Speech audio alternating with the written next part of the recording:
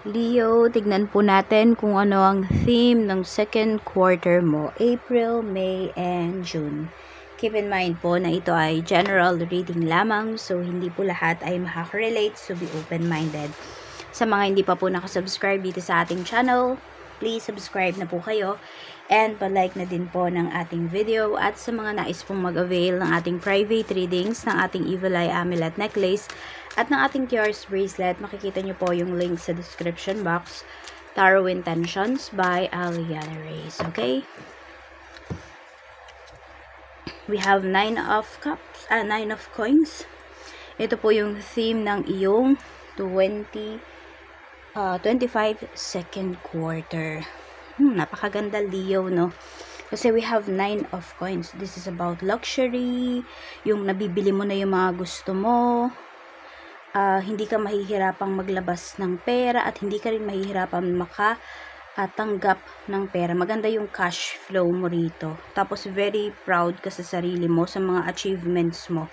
Yun nga lang, syempre, mag-iingat ka kasi pwedeng maraming mga mainggit sa'yo dito. So, kung ganito man yung mga mararanasan mo ngayong quarter na ito, medyo mag-lie-low ka lang. Oo. So, ayan, pwedeng may mga bibilhin nga kayong properties for some of you. Pwedeng kaya nyo na, or kung magpapagawa kayo ng bahay dito, ngayong second quarter, ayan, meron na kayong budget. Check naman natin yung pinaka-energy mo. We have Queen of Wands. Okay. So, ayan, ang energy mo naman dito is napakaganda po. Yun nga lang kasi madali kang maboard sa mga bagay-bagay ba. So, yun yung anuhin mo. Yun yung tuunan mo ng pansin because pwedeng maging weakness mo kasi yan yung maging pabago-bago ka ng mga decisions in life kasi naboboard ka sa mga bagay sa paligid mo, ganun. Pinapakita rin naman dito na mataas talaga yung self-confidence mo at saka alam mo yung parang dito kasi pag may hiningi kang pabor, ayan, ibibigay ka agad talaga sa'yo. May mga magdadalawang isip pero madami po is magbibigay sa'yo. Parang ipaprioritize ka nila. Ganyan. Ganyan yung mafe-feel mo. Check natin pagdating naman sa mga energy, ugali ng mga nasa paligid mo. Okay, we have 6 of cups. So, parang mga walang utang na loob ang mga taong nasa paligid mo, Leo, Ayan ba, parang hindi nila nakita yung tinulong mo sa kanila. Sabihin natin, kung yung iba sa inyo, hindi naman ganun nakaalwan yung buhay ninyo ngayon. Yung mga taong tinulungan mo before, wala na. Nakalimot na sila sa mga tinulong mo sa kanila. Yan o, 4 of cups. Hindi sila mga mga sentimental. Yung ganun. Kung natulungan mo man yung mga taong to, iniisip nila na parang hindi nila yun, di yun utang na loob, kusa mo yung binigay. Oo, yes, totoo naman, di ka naman din ang hihingi ng kapalit, no? Yun nga lang, ito yung mga nasa paligid mo. Kaya kung kayo maalwan pa yung buhay ninyo ngayon, mas mag-save kayo ng money para sa future ninyo, para sa sarili nyo, wag sa ibang tao. Okay? Kasi hindi lahat ng mga tutulungan nyo talaga or mga tinulungan ninyo is ma-appreciate po kayo. Check natin ano ba yung struggle mo ngayong second quarter. 7 of coins. Yan, mag-ingat kayo ha kasi pwedeng may mga magnakaw dito. Mga mawalan po kayo. Mga pera, documents. We have 10 of coins. So, more on pera ang maging struggle ninyo dito. Parang pinagtataguan kayo ng pera. Ganyan yung pinapakita. Pwedeng ito ay sino ang nagtatago. Pwedeng asawa mo. Pinagtataguan ka ng pera. Kasi yung iba sa inyo, pwedeng tumutulong kayo sa family ninyo. Yung tipong ganon. So, tingnan natin. Okay. So, yun lang. Kailangan lang siguro maging transparent kayo. Kung may asawa kayo dito, maging transparent kayo sa kanila para mapag-usapan or magawa ng solusyon kung ano man ito. Ayan. Pwede rin may blackmail sa'yo dito. So, yun yung mga magiging struggle mo, Leo. Check natin pagdating, or may mga mananakot kasi sa'yo dito. Peperahan ka ngayong quarter. Kaya ingat kayo sa mga makakadeal ninyo, sa mga kinakausap po ninyo. Okay, basta-basta magtitiwala. Lalo na sa mga tao din na hindi nyo pa naman nakikita, pero full kaagad yung trust ninyo. Check natin pagdating sa blessings naman na pwede mong ma-receive. We have 7 of Wands. Okay, so may mga tao naman dito na irerespeto ka naman nila, So, mafe-feel mo naman yan na parang nirerespeto ka ng mga tao. We have 9 of Coins. Blessings para sa'yo, ayan, yung hindi ka kaagad sumuko pagdating dito sa, kunwari, sa work mo, ganyan, or sa pinagkakakitaan mo. Ngayon, so baka yung iba sa inyo may business kayo, tapos ang daming tumututol dyan sa business mo, ang daming nagsasabi na, hindi yan kakayanin ni Leo. Pero ayan, nakikita mo ngayon na, tuloy-tuloy yung pagkita ng pera mo, dito sa, ay tuloy-tuloy yung pasok ng pera, pagdating dito sa iyong negosyo. Kaya, ayan, you're very happy about it. So, alagaan mo pa yung business mo na to, kasi mas mag-grow pa yan. Tsaka marami kasi sa inyo, mahal nyo yung ginagawa nyo. Marami sa atin nagtatrabaho, marami sa atin nagbe-business na hindi naman natin gusto yung ginagawa natin. Choice lang natin yun. Ngayon, parang para mabuhay tayo. Kaya yung iba sa inyo, Leo, napakaswerte ninyo kung ginagawa nyo talaga yung heart desire ninyo, tapos kumikita pa kayo. Check po natin pagdating naman sa love life. Okay, check natin yung love life mo. Unahin muna natin sa mga single. Sa mga single po, spirit guide, kamusta? Shuffle muna natin. Sa mga single po na Leo,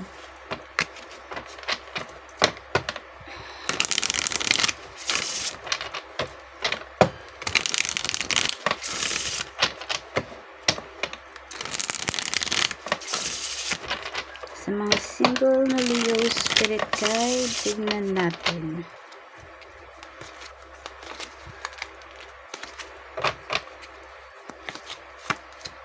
Meron tayo dito Muse. We have lust. Okay. So, maraming nakakagusto sa inyo. Laging lust yung lumalabas dito. Kanina rin kay Taurus. Oo. Dito maraming nagkakagusto sa inyo. Maraming naa-attract sa inyo. Mag-ingat lang kayo kasi kahit maraming naa-attract sa inyo dito, maaaring hindi naman sila ready to have a commitment with you.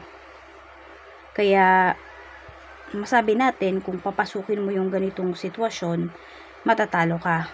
Lalo na kung ikaw ay babae. Kung lalaki ka naman, baka goods para sa'yo. Pero ayun, mag-iingat kayo dito. Okay, yung iba rin sa inyo, maraming nagkaka-crush sa inyo dito na babae. Ayan o. So, tingnan natin, malakas yung sex appeal ng karamihan po sa inyo. I don't know kung bakit ba pwedeng kayo yung hindi makapag-commit dito, kasi pwedeng may trauma kayo from your past. Hindi pa kayo ready for a serious commitment. Check naman natin sa mga mga in a relationship. We have jealousy. Ayan. Meron kayong pagsisilosan dito. May rumors about your person. Pwedeng about sa katrabaho ng person mo. Madami nga naiinggit sa inyo dito. So, pwedeng nakikita kasi maganda yung relationship mo with your person, kaya sinisira kayo. Mag-iingat. No? Mag-ingat kayo dito. May mga sisira. Okay, so mag-iingat kayo rito ha. Palakasin nyo yung foundation ng inyong relasyon. Kasi, yun, may sisira dyan. Baka mamaya may mga matukso. Ayan po. Sa mga magkarelasyon to ha, we have signs. Okay, so baka hindi kayo mapakali, hingi kayo ng signs. Mga ayan sabi nga dito, repeated numbers, synchronicities. Madami kayong makikitang ganyan. Pwede ring mapapaginipan ninyo kung may ginagawa ba talaga yung person mo behind your back, or yung pagsiselos mo ba, may basihan ba yan, or lang, napapraning ka lang, yung tipo bang ganun. Oo. Kaya ito, mag-ingat. Kaya ingatan nyo yung relationship ninyo. Lalo na kung alam mo naman talaga na solid yung inyong relasyon. Check natin sa mga single mom and single dad na may karelasyon. Conflict. Okay. Madami daw kayong pagkakaiba dito. Nung karelasyon mo, tignan natin. May mga conflicts na paparating ngayong quarter na ito. Proposal. Pero parang hindi yun, hindi susuko yung person mo, yung karelasyon mo, dahil lang dun sa conflict na yon. So, pwedeng alam mo, sinasabi dito, love ka talaga niya, at saka honest yan sa'yo. Ayan po. Yung iba lang sa inyo, kung kayo ay single mom na ngayon, or single dad na kayo ngayon, maaring hindi pa kasi, yung iba dito kasi pwedeng kasal kayo eh. Pero, alam mo yun, yung iniwan na lang kayo, ganyan. Kaya ang magiging problema nyo lang dito, ayun nga, yung magiging conflict dito is, parang, sabihin natin, legally yung iba sa inyo, married pa kayo. Kaya, yun, kung may proposal man dito yung person mo, hindi mo siya agad matatanggap. Or kahit tanggapin mo siya, walang mangyayaring pag-usad kung hindi nga maayos tong mga papers na ito. Check naman natin sa mga byudo at byuda na may karelasyon. We have adrenaline. We have ghosts. Okay. Some of you, twin flame yung kadil ninyo eh. Tingnan nyo, parang aalis siya, magiging cold siya ngayong quarter na ito. Huwag kayo magmadali. Kung yung iba sa inyo, kung ito naman hindi nyo pa karelasyon talaga, kunwari ngayong na to, pinapanood nyo to, nanliligaw pa lang to sa inyo, yung taong to, or nililigawan nyo pa lang. Suriin nyo muna talagang mabuti. Mag-background check muna kayo sa taong ito. Kasi very risky daw, oh.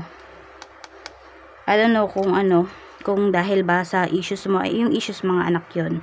Kasi iba sa inyo, byudo or byuda na may mga anak po, So, ayun. Ewan ba, wala akong nafe-feel kasi dito na na genuine, na totoo, yung taong ito sa'yo. Kaya mag-iingat ka dito kasi baka masaktan ka lang ulit. No? So, kung hindi talaga good yung intention, yung good yung nararamdaman ninyo, wala kayong peace of mind sa taong to, kayo na yung pumutol ng relationship ninyo. Kasi mukhang i-ghost ka niya eh. Sa mga mag-asawa naman, we have magnifying glass. Meron tayo ditong shattered. Ito, may mababasa ka na mensahe. Finding the truth the way, we have frozen. Ayan. Parang walang kibuan dito sa relationship, sa marriage ninyo. Parang nandito na lang kayo sa isang bahay, sa isang relasyon, sa isang marriage na wala. Hindi mo din alam kung ano ba, nag-exist ka pa ba? Ganun, parang invisible na lang kayo sa isa't isa. Some of you, may ascending tayo dito. Yung ascending naman kasi na to, pwedeng hindi to yung pagbabalikan eh. Bakit? Wala ako nakikitang pagbabalikan. Ang tigas ng puso ng person mo dito. Parang kinakausap mo na siya, ikaw na yung nagre-reach out sa kanya, pero hindi niya pa rin, hindi ka pa rin niya papansinin. I don't know kung sino ba yung nagkasala sa inyo. Meron kasi dito, pwedeng natukso. Ayan po. Nalaman. Kaya ayun, magiging cold na sa'yo itong asawa mo. Or ikaw, magiging cold ka na sa asawa mo. So, maybe yung April, May, June, hindi masyadong maganda yung relasyon ninyo dito. Baka nga hindi lang second quarter yan eh. Pwedeng hanggang sa matapos na ba yung taon na to, hindi kayo magpapansinan, pero nasa iisang bahay lang kayo. Tignan natin ano yung gustong sabihin sa'yo. Pagdating naman sa iyong kaperahan. Check natin yung kaperahan mo. Kaperahan po, spirit guide ni Leo. We have 9 of Swords. We have the Sun. We have 4 of Wands. Ayan, tingnan natin. Pagdating sa iyong kaperahan, medyo may pangamba kayo dito ha. Siguro kasi, 'di ba, kung marami kayong mga bibilhin dito na properties or may mga uumpisahan kayo, medyo natatakot pa kayo. Pero i-go mo lang 'yan kasi maganda 'yung pinapakita rito, oh. May mga balik naman po sa iyo yung mga pagkakagastusan mo.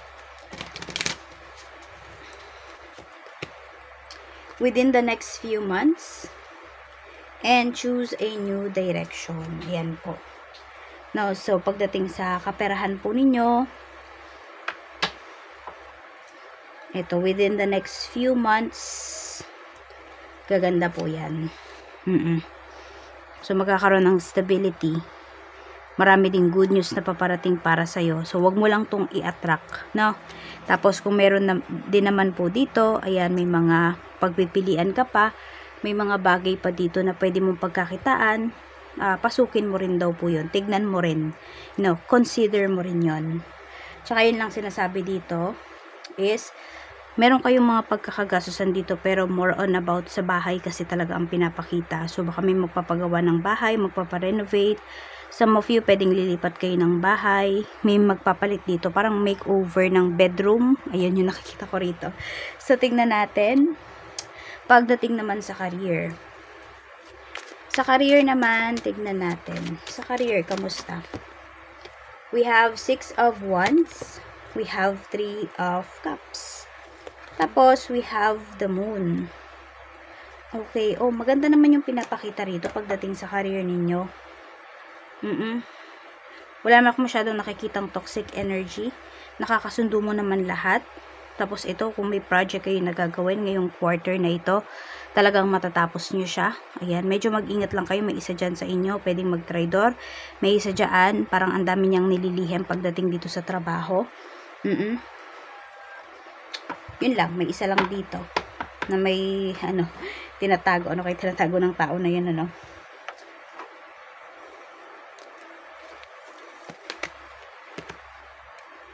Mag-ingat. Okay. Yon kasi, okay. Di ba may mga nakakasundo ka dito, Leo? Baka siraan ka ng tao na yun dun sa mga nakakasundo mo pagdating dito sa work. Baka naiinggit siya kasi pwedeng close na close ka or mabilis ka makipag-close dito sa mga co-workers nyo. Kaya mag-ingat ka lang dyan. Yan, baka may gumawa ng issue sa'yo dito or awayin ka, in short. So, ano bang gustong sabihin sa'yo ng higher self mo? Leo, ano yung gustong sabihin sa'yo ng iyong higher self? We have an eclipse may hide your light but not forever. So, ayun, may mga pangyayari nga dito sa life ninyo na medyo mawawalan po talaga kayo ng gana. Oo. Pero hindi rin naman daw yun magtatagal. So, pwedeng may problems ka na kakaharapin. Pero wag ka daw susuko. Sabi ng iyong sarili. Life isn't a sprint. It's a long race and you're not in it just to win. So, experience things. Diba? Lahat ng madadaanan mo, you experience it. You embrace it. Tignan nyo. Diba? Huwag din lang kayo mag-focus dun sa kailangan yung manalo, yung parang lagi kayo nakikipagpaligsahan. Just enjoy the moment. Kasi may mga bagay sa life natin na hindi na mauulit pa. So, enjoy the moment. Enjoy this journey of yours. Answers appear when you release the question. So, kung may mga gusto daw kayong itanong nyo na towards sa love life ninyo. Diba? Sa katrabaho mo. Ayan. Tanungin mo siya, bakit binabackstab ka niya? Yung tipong ganon. So, release nyo rin pala yun. Release nyo yung mga saloobin ninyo kasi pwedeng mablock yung inyong throat chakra o kaya yung heart chakra ninyo kapag hindi nyo yan gagawin. Kasi madami kayong mapapansin dito, madami kayong ma-observe, Leo. Tapos, ayun, pag binaliwala nyo yan, kayo yung makakaranas ng mga symptoms na block yung inyong throat chakra at saka kung yung heart chakra ninyo. Check natin ano pa yung mensahe para sa'yo. mensahe pa po natin para kay chakra work.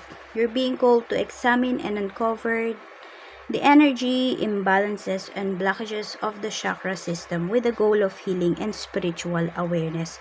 Oh, diba? Nasabi ko kanina yung throat chakra ninyo. So, yun. Hindi lang throat chakra nyo yung i-balance ninyo this quarter. Kung hindi pati po, umpisahan ninyo sa root chakra. Pataas po yun. So, search na lang ano ba yung chakras natin. Saan ba yun matatagpuan? Paano ba yun gawin? Paano ba mag-balance ng chakra?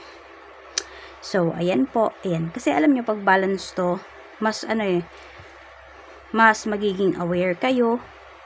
Diba? Mas mamahalin nyo yung sarili nyo, yung mga nangyayari sa life ninyo, mas maiintindihan po ninyo. Mas lalawak din yung kaisipan ninyo. Hindi lang dito sa life natin ngayon, no? Kundi pati sa spiritual world. Tsaka marami din kayong matutupad na wish kapag balance yan. Oo. So, yan lang po yung mensahe para sa'yo. Maraming salamat, Leo. More blessings to come para sa'yo ngayong second quarter.